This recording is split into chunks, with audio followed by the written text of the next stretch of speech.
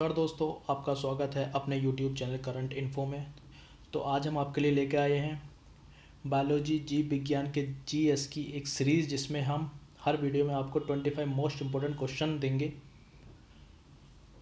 दोस्तों, अगर आपको ये वीडियो पसंद आए तो प्लीज़ लाइक ज़रूर कीजिएगा और कमेंट बॉक्स में जाके कमेंट ज़रूर कीजिएगा, क्योंकि आपके कमेंट बॉक्स में किया गया कमेंट हमें हमेशा प्रेरणा देता है एक अच्छी वीडियो बनाने की। धन्यवाद। इसका हमारा पहला क्वेश्चन है, जीवन की मूलभूत इकाई क्या है? तो जीवन की मूलभूत इकाई कोशिका होती है।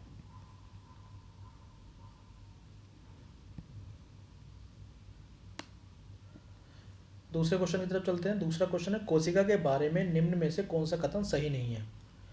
तो क्वेश्चन का डी आंसर होगा, सभी देह ऊतकों में एक ही प्रकार की कोशिकाएं विद्यमान होती हैं। ये कथन सही नहीं है, क्योंकि सभी में अलग अलग तरह की कोशिकाएं होती हैं। तीसरा क्वेश्चन है, निम्नलिखित में कौन सा कोशिकांग पादप कोशिकाओं में पाया जाता है किंतु जंतु कोशिकाओं में नहीं पाया जाता?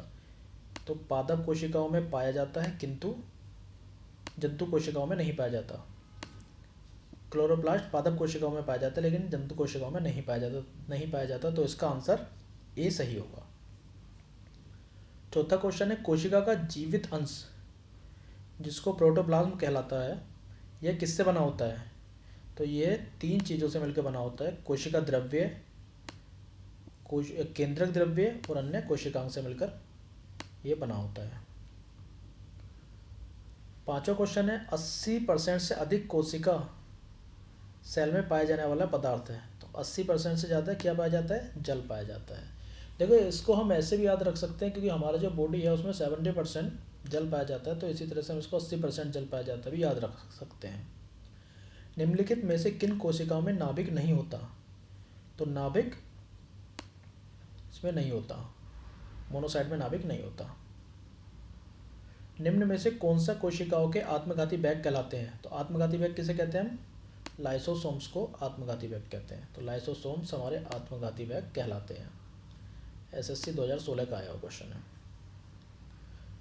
निम्नलिखित कोशिका अगांकों में से कौन सा अर्ध पारगम्य है? तो अर्ध पारगम्य कौन सा है? कोशिका झिल्ली हमेशा अर्ध पारगम्य होती है। निम्नलिखित में से कौन से किसको सेल का पावर प्लांट कहते हैं? पावर प्लांट किसको बोलते हैं? पावर प्लांट हमारा होता है माइटोकांड्रिया। दोस्तों, मेरे साथ साथ आप लोग भी आंसर लगाते रहना और फिर देखना आपके 25 में से कितने आंसर सही होते हैं। कोशिका का शक्ति स्रोत होता है, तो कोशिका को शक्ति कहाँ से मिलती है? माइटोकांड्रिया से कोशिका को शक्ति मिलती है। मानव शरीर में मौजूद निम्नलिखित कोशिकाओं में से किसमें माइटोकांड्रिया नहीं होता? तो किसमें नहीं होता माइटोकांड्रिया? लाल रक्त कोशिकाओं में माइटोकांड्रिया नहीं पाया जाता। निम्नलिखित में से कोशिका का एक नियंत्रण केंद्र कहलाता है। नियंत्रण केंद्र किसको बोलते हैं? केंद्रक होता है, तो केंद्रक नियंत्रण केंद्र कहलाता है। तो उसका आंसर ए सही हो जाएगा। निम्नलिखित की कोशिका सूक्ष्मतः जीवित कोशिका है। सबसे छोटी जीवित कोशिका कौन सी है? माइकोप्लाज्मा है। डीएनए का संबंध जिस अति मूल प्रोटीन से है उसे क्या कहते हैं? हिस्टोन से डीएनए का संबंध होता है, तो उसको हिस्टोन कहते हैं। निम्नलिखित में से किस एक कोशिकीय कोशिकांग समूह में डीएनए होता है? तो ये पूछ रहा है, एक कोशिकांग कोशिका समूह में डीएनए है, किसमें होता है? सूत्रकणिका, केंद्रक और हरित लवक, इनमें डीएनए होता है। एनडीए की पॉलीन्यूक्लियोटाइड श्रृंखला में क्या समाविष्ट होता है? एक नाइट्रोजनी क्षारक, डीऑक्सीराइबोस शर्करा और फास्फेट समूह होता है। तो इसका ए सही हो जाएगा। चिकनी अंतर्द्रव्य जालिका के अनुपूरक कार्यों में से एक कार्य है। तो ये क्या करती है? विषैले पदार्थों को बाहर निकालती है शरीर से, तो इसका डी आंसर हो जाएगा। निम्नलिखित में से क्या डीएनए में मौजूद रहता है किंतु आरएनए में नहीं? देखिए, ये बोल रहा है डीएनए में क्या मौजूद रहता है लेकिन आरएनए में नहीं होता। थायमीन एक ऐसा है जो डीएनए में होता है लेकिन आरएनए में नहीं होता। तो इसका आंसर ए सही हो जाएगा।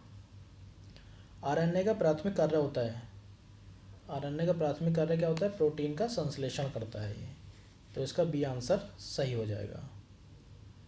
राइबोसोम्स होता है, राइबोसोम्स क्या है? राइबोसोम्स एक आरएनए है, तो इसका बी आंसर सही हो जाएगा। आनुवांशिक यूनिट अर्थात जिसको हम जीन भी कहते हैं, किस में होता है? केंद्रक झिल्ली में होता है, कोशिका में होता है, ये होता है गुणसूत्रों में होता है। डीएनए एक द्विकुंडलीय संरचना जिसके द्वारा दी गई थी, किनके द्वारा दी गई थी? वॉटसन और फिक्र ने दी थी, तो इसका बी आंसर सही हो जाएगा। सबसे पहले डीएनए को अलग किसने किया था? तो ये किया था फ्रेडरिक ने, फ्रेडरिक हम मिस्टर इसका पूरा नाम था, तो इसका ए आंसर सही हो जाएगा। डीएनए के दो स्ट्रैंड बंधे होते हैं, किससे बंधे होते हैं दोनों स्ट्रैंड? हाइड्रोजन के बॉन्डिंग होती है इसमें, तो ए आंसर सही हो जाएगा। डीएनए का एक स्ट्रैंड से आरएनए की आनुवंशिक सूचना के प्रतिरूपण की प्रक्रिया क्या कहलाती है?